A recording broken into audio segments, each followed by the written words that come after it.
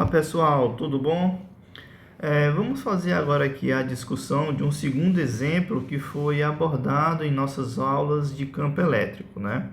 Vamos agora tratar de uma distribuição de um disco, né? A distribuição uniforme superficial de um disco, onde nós vamos calcular aqui o campo elétrico em um ponto de interesse que esteja aí num ponto do eixo que passa pelo centro desse disco. Então, para a melhor discussão deste exemplo, vou fazer aqui a leitura do enunciado e depois vou falar e discutir a resolução deste exemplo. Então, eu tenho aqui um disco circular horizontal de raio A, está uniformemente carregado com densidade superficial de carga sigma. Qual é o campo elétrico num ponto do eixo vertical que atravessa o disco em seu centro a uma distância d do centro do disco?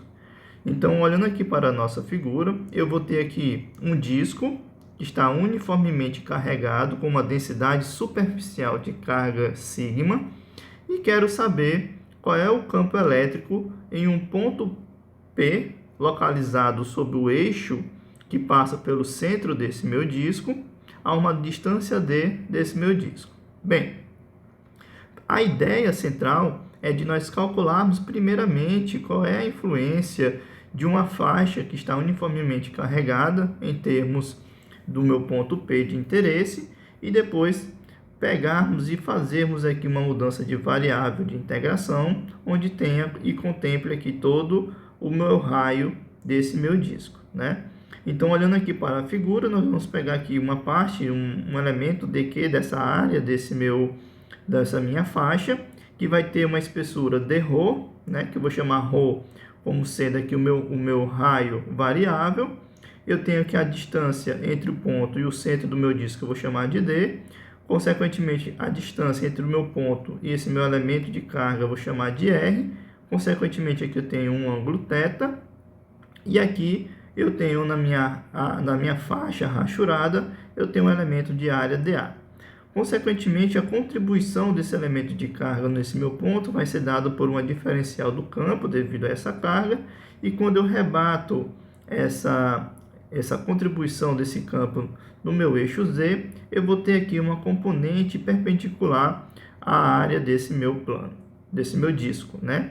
Consequentemente, quando eu faço a projeção no eixo aqui perpendicular a Z, a gente vai sempre encontrar uma outra contribuição diametral a esse meu ponto, que vai gerar também uma contribuição de DE, que quando eu rebater para um eixo perpendicular a Z, ela vai se cancelar com essa outra contribuição, sobrando apenas as componentes que estão na mesma direção do meu eixo Z.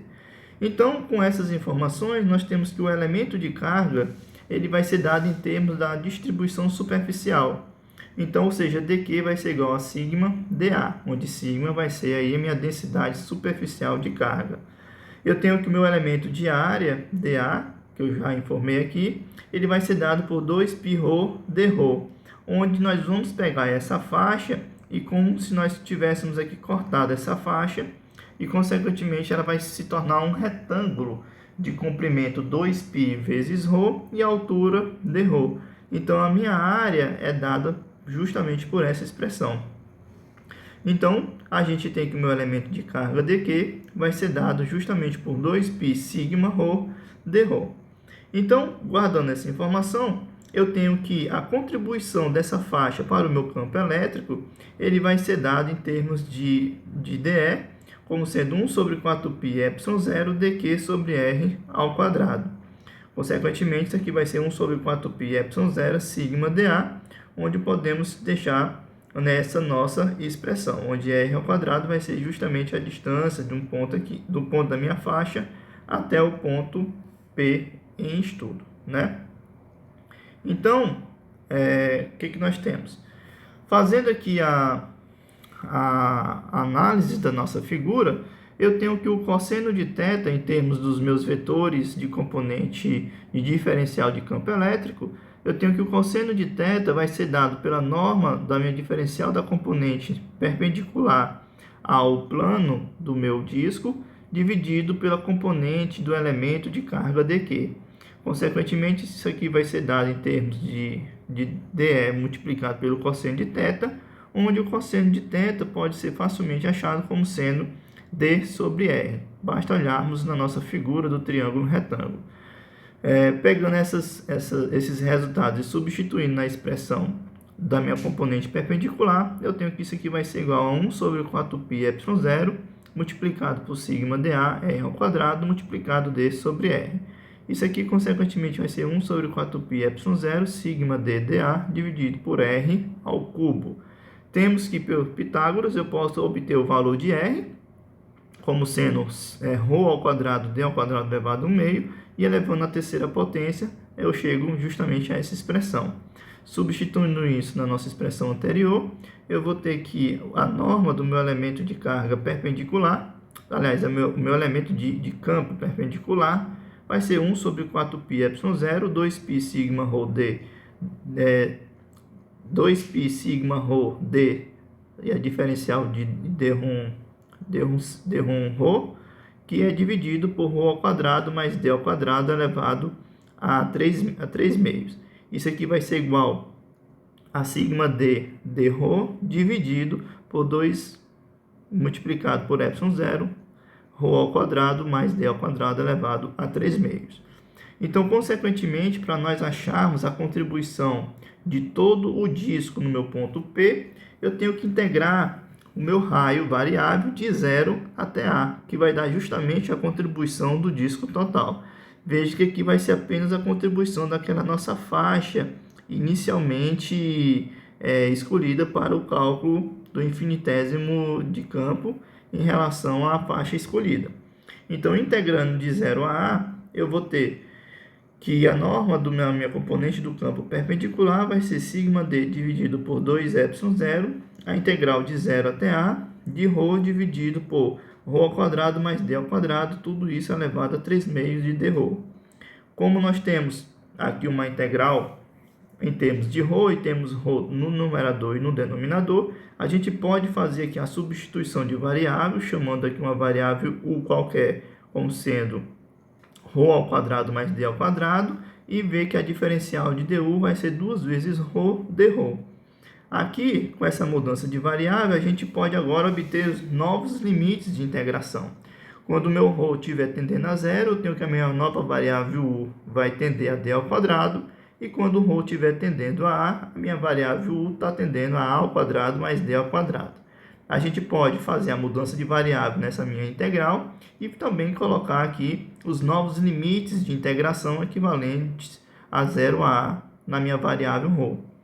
Fazendo essa mudança de variável e colocando os novos limites de integração, eu tenho que meu campo, em norma, vai ser dado por sigma d dividido por 2 vezes ε0 vezes 1 meio, a integral de 0 a A de 2 vezes ρ dρ dividido por ρ ao quadrado mais d ao quadrado 3 meio, onde esse 2 é um fator que eu posso multiplicar e dividir, e, consequentemente, posso usar aqui a minha definição de du, como sendo esse parâmetro aqui, 2 vezes ρ dρ, como sendo du, e ρ ao quadrado mais d ao quadrado, como sendo u elevado a 3 meios.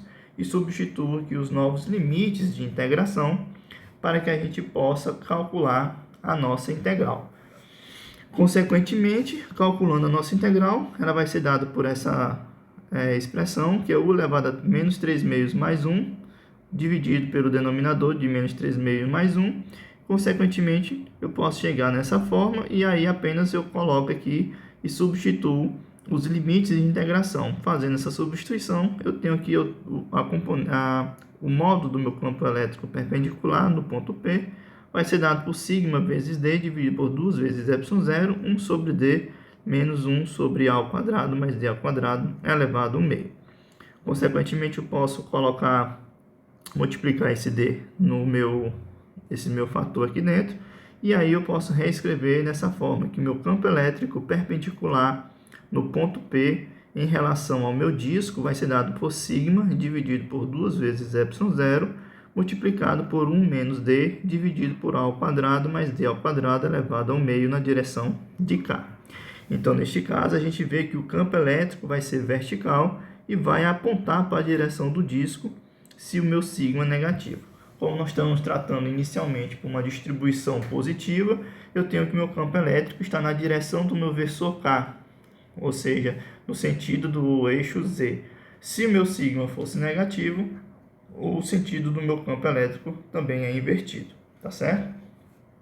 Então, com esse resultado, a gente pode tirar podemos tirar aqui uns resultados interessantes, uns casos particulares. Se nós considerarmos A tendendo ao infinito, ou seja, se nós considerarmos o meu disco, onde temos um raio muito maior do que a distância entre o ponto e o meu centro do disco. Então, se nós fizermos essa conjectura, nós temos que o campo elétrico produzido por esse meu disco vai se assemelhar a um campo elétrico produzido por um plano infinito uniformemente carregado com densidade superficial sigma. Então, fazendo esse fator de A tendendo ao infinito, a gente vê que meu denominador vai crescer muito grande, ou seja, isso aqui vai para o infinito, um valor constante dividido por infinito, isso aqui vai tender a zero, ficando apenas a contribuição em módulo do meu campo elétrico sendo igual a sigma dividido por 2 vezes ε0, que aqui vai depender do parâmetro sigma, que vai ser justamente a distribuição, se vai ser positiva ou negativa, obedecendo aí o sentido do meu campo em relação ao eixo Z, tá certo? Então, esse aqui é o resultado do campo elétrico devido a um disco uniformemente carregado, tá certo? E aqui nós temos uma consequência do nosso resultado se nós considerarmos as dimensões do disco muito maior do que a distância entre o ponto de interesse e o centro do disco que nós estamos estudando. Tá bom, pessoal? Então, a gente fica por aqui.